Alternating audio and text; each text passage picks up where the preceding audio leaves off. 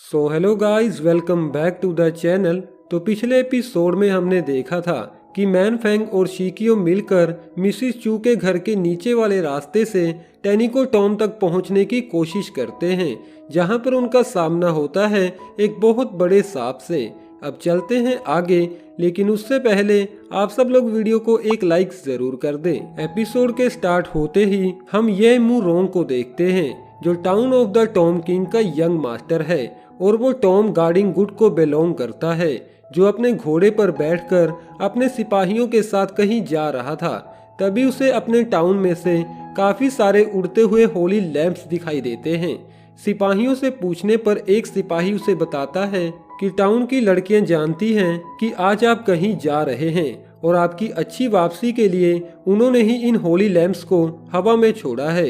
उस सिपाही के पास भी एक होली लैंप था। ये मू रोंग के पूछने पर वो सिपाही बताता है कि ये लैंप प्रिंसेस शाकुरा स्नो ने आपके लिए भेजा है, और टॉम किंग ने मुझे ऑर्डर दिया था कि इस लैंप को जल्द से जल्द यंग मास्टर के पास पहुंचाया जाए। अब जाने से पहले ये मू रोंग आसमान की तरफ देखते हुए कहता है, फादर फिक्र मत करना, मैं आपको बिल्कुल भी निराश नहीं करूंगा, और अपने सिपाहियों से मिसिस चू के पास चलने के लिए बोलता है।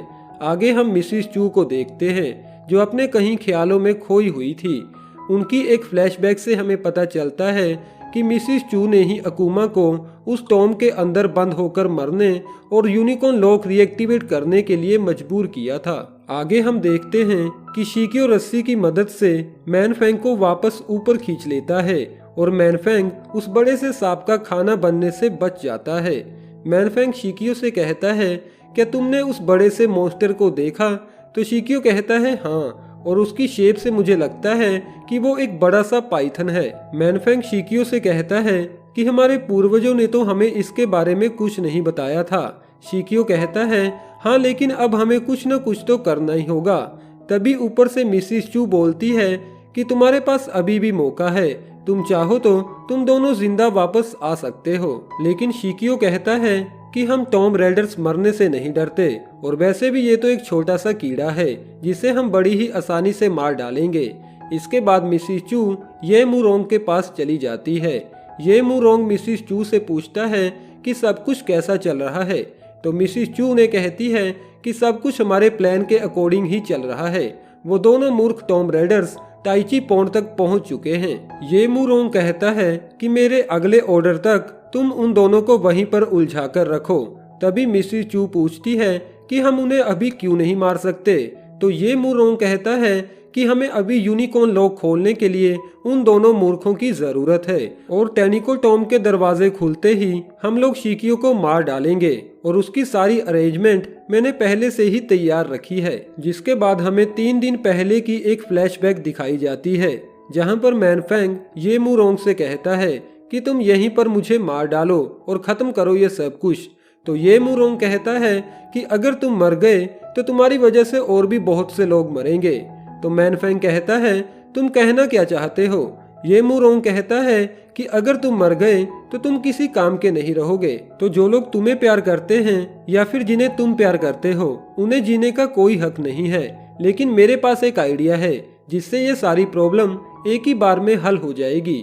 आज से 3 दिन बाद वही खूनी रात फिर से आएगी, और उस रात तुम्हें मेरे लिए टेनिको टॉम का यूनिकॉर्न लॉक ओपन करना होगा, जिसके बाद ये सब कुछ खत्म हो जाएगा। लेकिन मैन फेंग कहता है कि मैं तुम पर भरोसा कैसे कर सकता हूँ? जिसका जवाब देते हुए ये मू रोंग कहता है कि एक बार फिर से सोच लो, तुम्हारे उस पहाड़ पर रहने वाली फैमिली की जान अब तुम्हारे हाथों में है।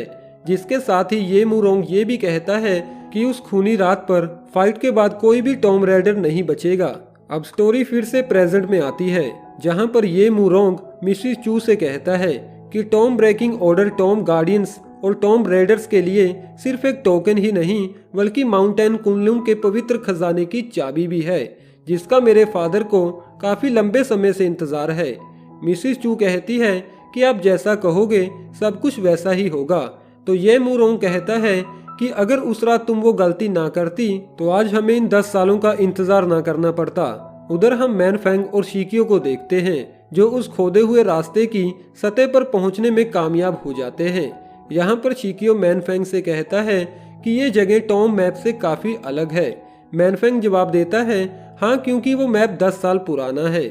जिसके बाद वो बड़ा सा सांप अचानक से उन दोनों पर हमला करने लगता है। वो दोनों बड़ी ही बहादुरी से उसका मुकाबला करते हैं, लेकिन इस सांप को मारना इतना भी आसान नहीं था। मैनफेंग शिकियो से कहता है कि इस सांप का सर काफी मजबूत है, शायद हमें इसकी गर्दन पर वार करना चाहिए।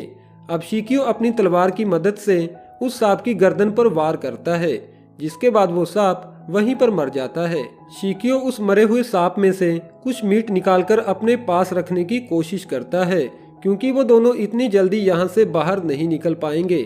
अगले सीन में हम कुछ टॉम टाउन के लुटेरों को देखते हैं, जो एक पहाड़ी से रस्सी की मदद के साथ नीचे उतर रहे थे। उनमें से एक लुटेरा अपने बॉस से पूछता है क्या मास्टर किन की टेनिको टॉम के बारे में इन्फॉर्मेशन सही थी। तो उनका लीडर कहता है अगर तुम टॉम टाउन में रहते हो तो तुम्हें पता होना चाहिए कि मास्टर किन की इन्फॉर्मेशन कभी झूठी नहीं होती। तो वो लुटेरा कहता है यानी कि इसके बाद हम बहुत ज्यादा अमीर हो जाएंगे।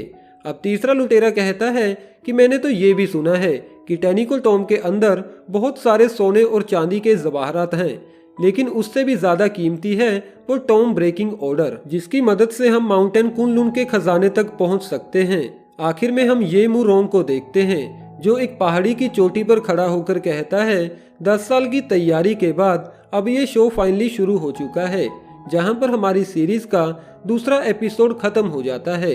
वेल दोस्तों, कैसा लगा आपको आज का एपिसोड? कमेंट बॉक्स द्वारा हमें अपना कीमती सुझाव जरूर दीजिएगा, और अभी तक वीडियो को लाइक न किया हो तो यार वीडियो को एक लाइक जरूर कर दें। और हाँ दोस्तों, आने वाले एपिसोड के अपडेट्स के लिए आप हमारे इस चैनल को भी जरूर से सब्सक्राइब कर लें, लेकिन साथ में बेल आइकन को दबाना ना भूलिएगा, जिससे कि आपको रेगुलर अपडेट्स मिलते रहेंगे। Thank you.